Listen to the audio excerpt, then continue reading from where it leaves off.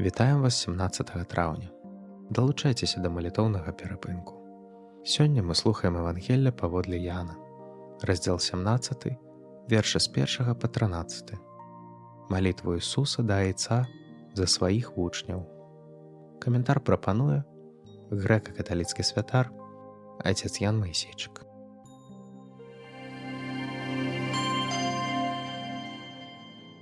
Гэта сказаў Ісус і падняў вочы свае да неба і прамовіў: «Ойча, прыйшла гадзіна, праслаў сына твайго, каб і сын твой праславіў цябе. Бо ты даў яму ўладу над усякім целам, каб усяму, што ты даў яму, ён даў жыццё вечнае. А гэта ёсць жыццё вечнае, каб пазналі цябе, адзінага праўдзівага Бога і таго, каго ты паслаў, Ісуса Хрыста. Я праславіў цябе на зямлі, скончыў справу, якую ты даў мне зрабіць. Дык цяпер праслаў мяне ты, Ойча, у цябе самога той славаю, якую я меў у цябе раней, чым свет быў. Я з'явіў імя тваё людзям, якіх ты мне даў са свету. Яны былі твае, і ты іх даў мне, і яны захавалі слова тваё. Цяпер яны пазналі, што ўсё, што ты мне даў, гэта ад цябе. Бо словы, якія ты даў мне, я даў ім, і яны ўзялі і сапраўды зразумелі, што я ад цябе зайшоў, і паверылі, што ты мяне паслаў. Я за іх прашу, не за свет прашу, але за тых, якіх ты даў мне, бо яны твае. І ўсё маё тваё, і тваё маё, і ў іх я ўславіўся. І я ўжо не ў свеце, але яны ў свеце, а я да цябе іду. Ойча святы, захавай іх у імя тваё, тых, якіх ты мне даў, каб яны былі адно, як і мы. Калі я быў з імі ў свеце, я захоўваў іх у імя тваё, тых, якіх ты мне даў. Я захаваў, і ніхто з іх не загінуў, акрамя сына загубы, каб споўнілася пісанне. Цяпер жа я да цябе іду, і гэта кажу ў свеце, каб яны мелі радасць маю ў сабе поўную.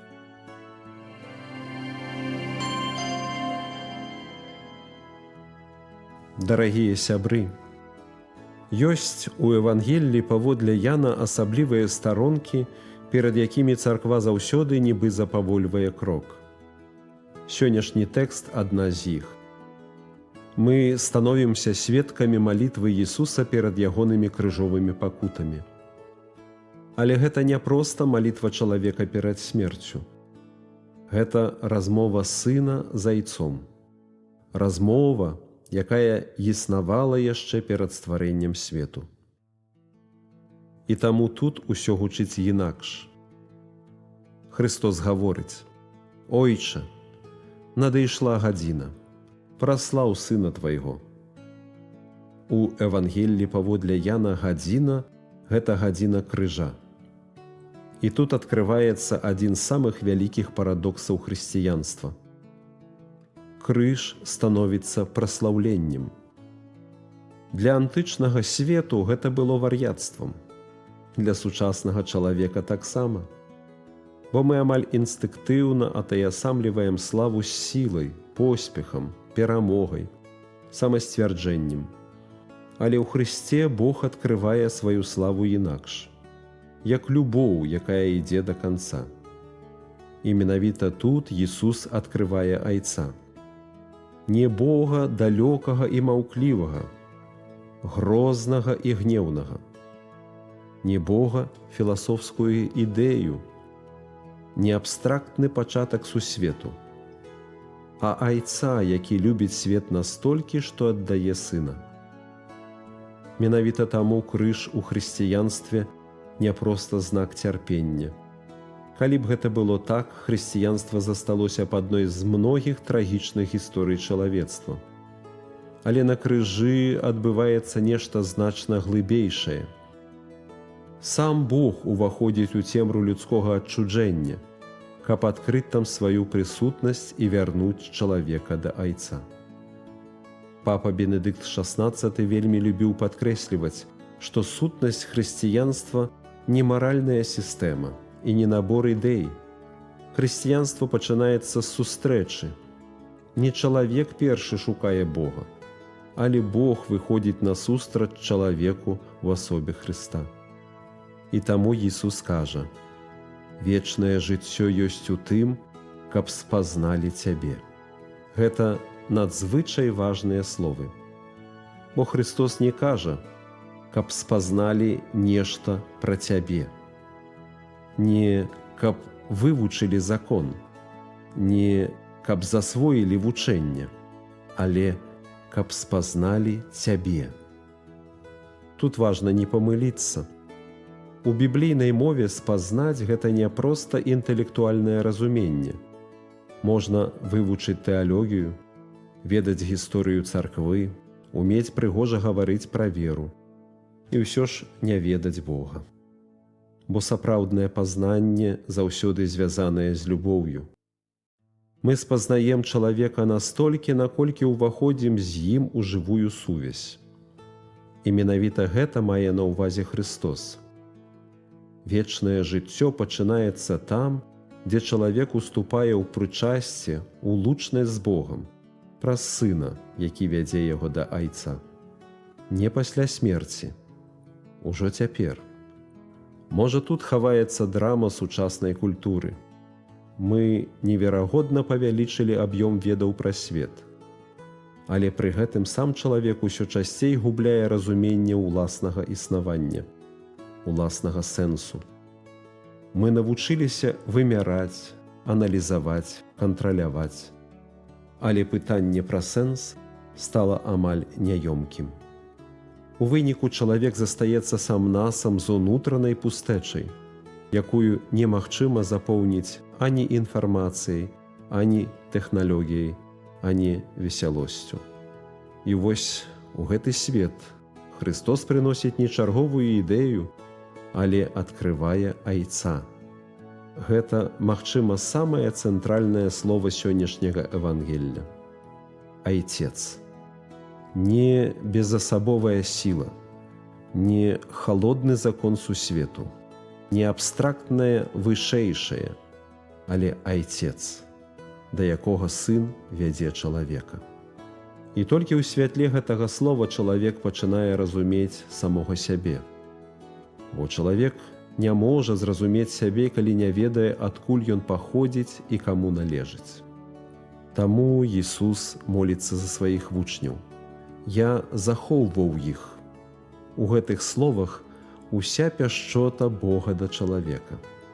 Бо Христос не проста вучыць пра Айца. Ён ахінае чалавека любоўю Айца, вядзе яго, захоўвае, не дае згубіцца ў свеце, дзе так лёгка страціць сябе, страціць арыентыр. Хрысціянская вера не абяцае, што чалавек будзе вызвалены ад цярпення, страху ці барацьбы. Але яна адкрывае, што чалавек ніколі не застаецца ў іх адзін.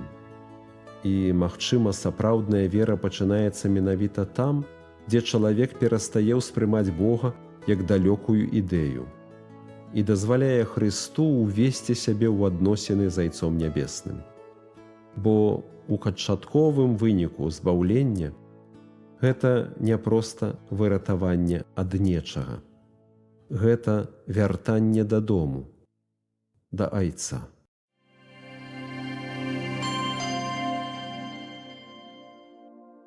Ойча наш, который ёсць у небе, свяціся імя Тваё, прыйдзі валадарства Тваё.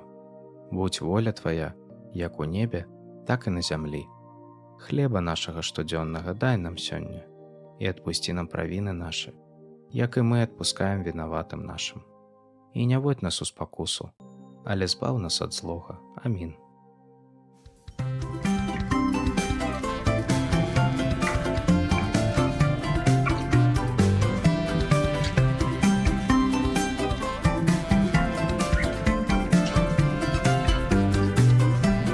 Вся істота моя, Господа благослови, Яго святое імя, і помні аб дабрині, бо прабачає грахи, ратує згуби життя, немачи лечити, лаской венчає своєю, ён наполняє добро, как молодость твоя знову злятала рок.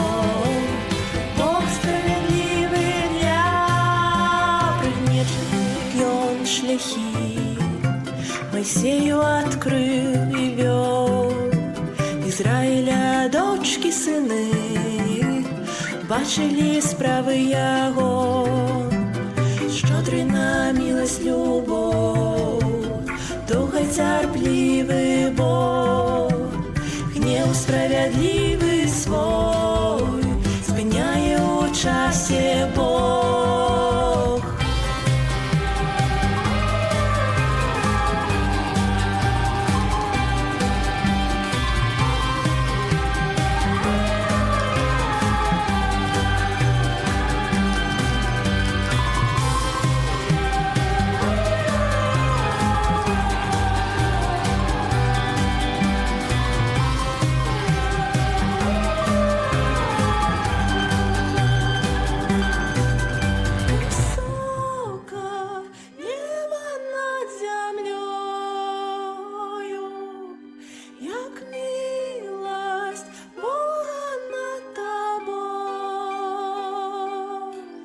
Далеко твое беззаконие,